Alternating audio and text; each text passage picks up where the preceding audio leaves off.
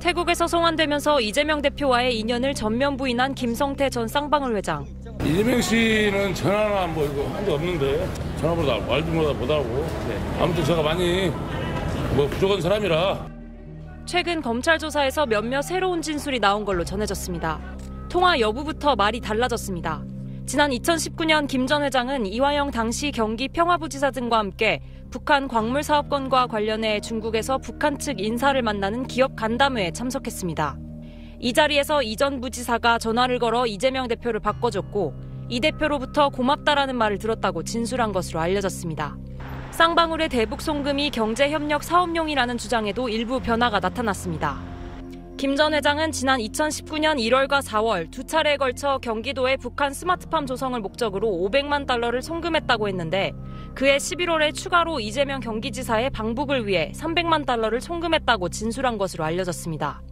이재명 대표는 검찰의 신작 소설이라고 일축했습니다.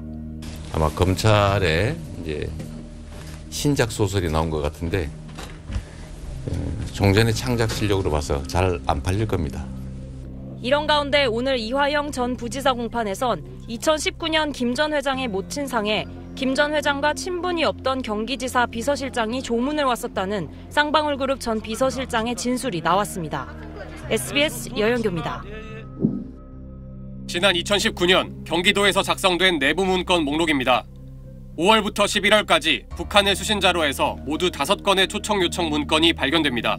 11월 27일 민족협력 사업을 위한 경기도 대표단 초청 요청이라는 문서. 검토자는 현재 뇌물수수 의혹으로 재판을 받고 있는 이화영 전 평화부지사고 수신자는 북한 정찰총국 출신 김영철이 위원장으로 있는 조선아시아 태평양 평화위원회입니다. 문건 내용을 보면 사업이 효율적으로 진행될 수 있도록 도지사를 대표로 하는 경기도 대표단의 초청을 정중히 요청한다는 내용과 함께 경기지사의 직인이 찍혀 있습니다. 2019년 11월은 김성태 전 쌍방울 회장이 당시 이 지사의 방북을 위해 300만 달러를 북측에 건넸다고 최근 검찰에 주장한 시기입니다. 검찰은 이 밖에도 2019년 1월에서 4월까지 경기도가 추진하던 북한의 스마트팜 사업을 위해 500만 달러를 대신 지급하고 중국에서 이화영 전 평화부지사와 함께 북측 인사들을 만나기도 했습니다. 검찰은 2020년 이재명 대표 모친상 때 김 전 회장이 부회장 박모 씨를 시켜 대리조문 인사를 보냈고 이 대표가 방 씨에게 감사 인사를 전했다는 진술도 확보한 걸로 알려졌습니다. 이 대표가 검찰의 신작 소설이라고 일축한 가운데 민주당 내 반발도 이어졌습니다.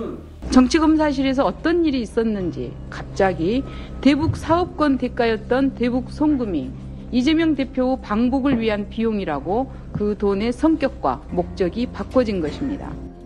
또 정치검사들에 의해 법치주의가 종말을 맞았다는 맹비난을 쏟아냈습니다. SBS 편광현입니다. 이재명 경기지사 취임 4개월 뒤인 2018년 11월 일산에서 경기도와 대북협력단체가 공동 주최한 교류 행사가 열렸습니다. 손을 잡은 이재명 지사와 북한 리종혁 조선아태평화위원회 부위원장, 이화영 경기도 평화부지사와 송명철 조선아태평화위 부실장은 같은 테이블 나란히 옆에 앉았습니다. 이듬해인 2019년 1월 이화영 부지사는 중국에서 송명철 부실장을 다시 만났습니다. 경제교류, 농축산 분야 등 경기도와 북한이 협력할 모두 15개 분야 사업을 협의하는 자리였습니다. 이 자리엔 김성태 전 회장도 함께했습니다.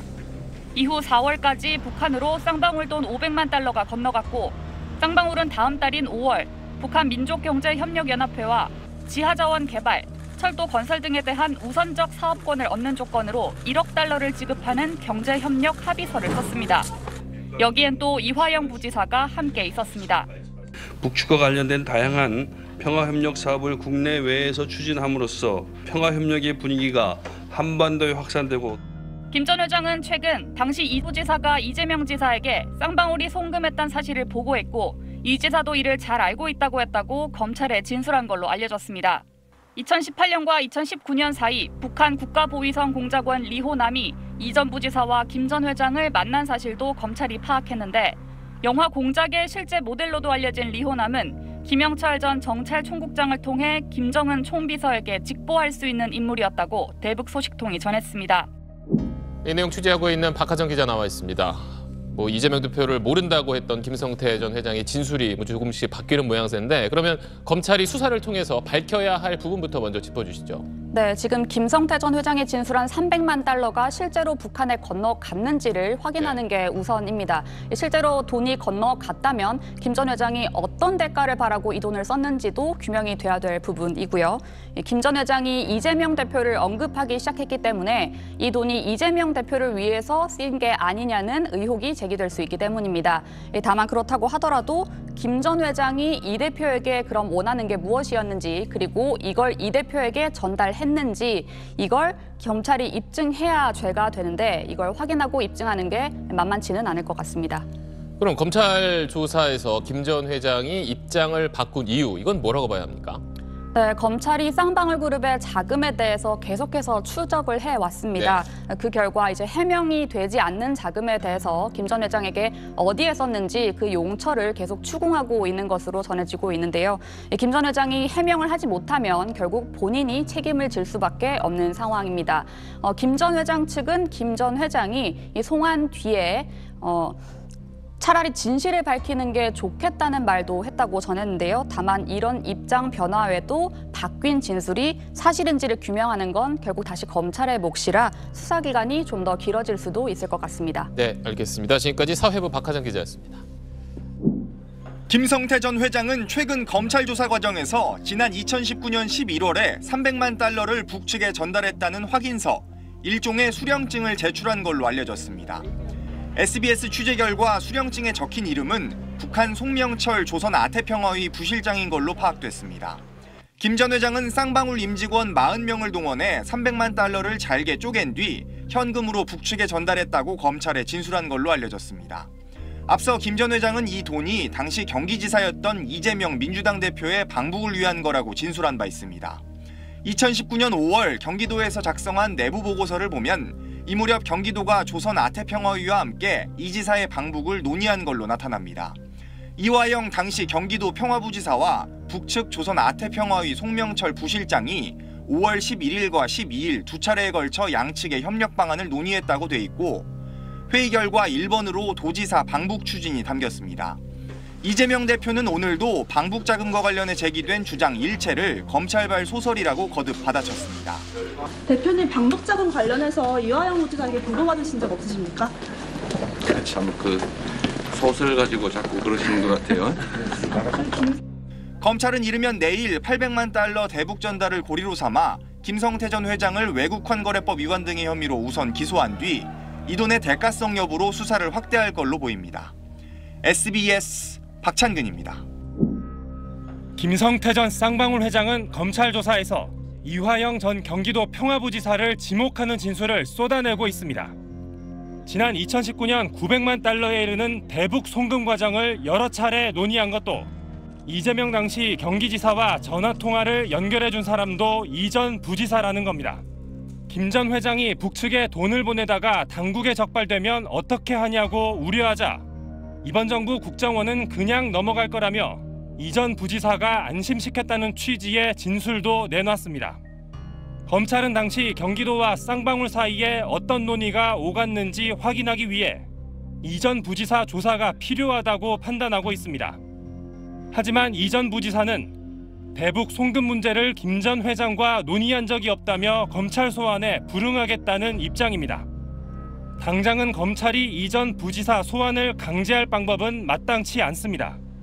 이 전 부지사가 현재 구속 중이기는 하지만 강제로 조사하려면 대북 송금 사건 공범 등으로 입건해 체포영장을 발부받아야 하는데 검찰은 아직 이 전 부지사를 입건조차 못하고 있습니다. 검찰은 김 전 회장 진술 외에도 여러 물증을 확보해 대북 송금 의혹과 관련된 이 전 부지사의 관여 여부를 다각도로 확인하겠다는 계획입니다. 검찰은 2019년 5월 중국 선양에서 이 전 부지사가 동석한 가운데 김 전 회장이 쌍방울과 경기도가 함께 간다고 건배사를 한 영상도 확보한 걸로 알려졌습니다. SBS 배준우입니다. 해외로 도피했다가 지난 11일 국내로 송환된 김성태 전 쌍방울그룹 회장의 금고지기 김모 씨가 어젯밤 구속됐습니다. 앞서 김 씨는 검찰에 영장실질심사 참석 포기서를 제출했습니다. 이에 따라 법원은 피의자 신문 절차 없이 검찰이 제출한 기록만 검토한 뒤 범죄 혐의가 소명되고 증거인멸과 도주의 우려가 있다며 구속영장을 발부했습니다. 김 씨는 쌍방울 그룹의 자금을 꿰뚫고 있는 인물로 김 전 회장의 횡령 혐의 공범입니다. 북한 김영철 조선아태 평화위원장이 김성태 전 쌍방울 회장에게 건넸다는 친서 내용 일부를 이화영 전 경기도 평화부지사 재판에서 검찰이 처음으로 공개했습니다. 쌍방울 관계자의 검찰 조사 내용을 토대로 한 진술조서를 법정 화면에 띄운 겁니다. 쌍방울과 북측의 경제협력 합의가 있었던 2019년 5월 중국 단둥에서 김성태 전 회장이 계열사 사장에게 친서 내용을 읽게 했는데 북한 김영철 위원장이 자금을 보내주어 고맙다고 한 내용이 친서에 있었단 겁니다. 검찰은 김 전 회장이 경기도 스마트팜 사업과 이재명 당시 경기지사 방북 명목으로 북측에 800만 달러를 건네고 받았다는 수령증과 함께 이런 친서 내용을 대북 송금 혐의를 입증할 주요 근거로 판단하는 걸로 전해졌습니다. 대북 자금 출처와 쌍방울 그룹 비자금 의혹을 확인 중인 검찰 수사에도 속도가 붙고 있습니다. 검찰은 오늘 쌍방울 그룹 본사 건물로 검사와 수사관들을 보내 김 전 회장이 회삿돈 횡령에 동원한 페이퍼 컴퍼니 관련 자료를 확보했습니다. 그동안 검찰이 확보하지 못한 자료인데 태국에서 압송돼 어제 구속된 쌍방울 그룹 전 재경총괄본부장 김모 씨가 위치를 특정한 걸로 전해졌습니다. SBS潘광현입니다. 검찰이 이른바 쌍방울 그룹 금고지기가 직접 작성하고 관리했던 3년치 자금 장부를 확보한 걸로 확인됐습니다. 쌍방울 자금 전반을 관리했던 전 재경 총괄본부장 김모 씨가 지난 2019년부터 2021년까지 직접 작성하고 관리했던 것으로 김 씨는 이 장부에 각종 자금 출처와 흐름 등을 상세히 기록해둔 걸로 전해졌습니다. 검찰은 김성태 전 회장이 여러 페이퍼 컴퍼니들을 동원해 회사 돈을 빼돌린 뒤 거액의 비자금을 만든 것으로 의심해왔습니다. 때문에 검찰은 이 장부를 토대로 지난 2019년 800만 달러의 대북 송금 자금 출처도 특정할 수 있을 걸로 보고 있습니다. 검찰은 또 대북 송금 의혹에 연루된 김 전 회장과 이화영 전 경기 평화부지사 등 4명을 불러 대질 조사를 벌였습니다. 어젯밤 10시까지 6시간 넘게 진행된 조사에서 이 전 부지사는 경기도는 대북 송금을 몰랐다며 진술과 조선 할인을 거부했습니다.